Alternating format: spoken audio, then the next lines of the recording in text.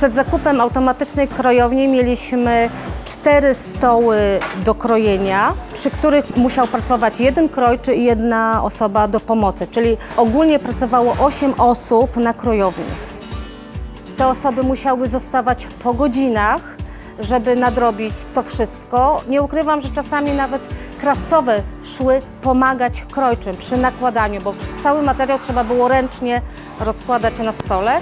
Później ułożyć formy, nożem pionowym trzeba było wycinać. W tej chwili przy stole automatycznym pracują tak naprawdę 2 osoby cały czas. Dużo szybciej, dużo ładniej jest to wszystko wykrojone, przede wszystkim jest to precyzyjnie już skrojone. Krawcowym się lepiej szyje i klientki mają dobrze uszytą odzież. W tej chwili zaoszczędziliśmy 30 000, a rata leasingu stołu jest 15 000.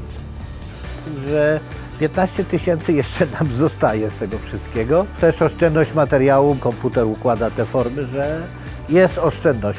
I to duża. Miesięcznie oszczędzamy na układaniu tych form, które układa komputer, w granicach 20–25 000.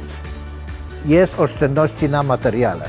Stół zrobił nam naprawdę dobrą robotę.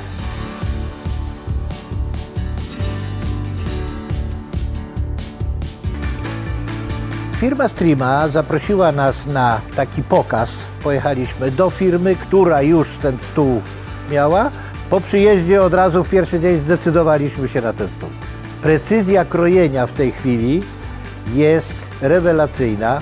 Krawcowe są bardzo zadowolone, bo każdy element do siebie pasuje. Na pewno to jest widoczne, bo i piszą klientki w mailach, że są zadowolone, że rzeczy są równo uszyte.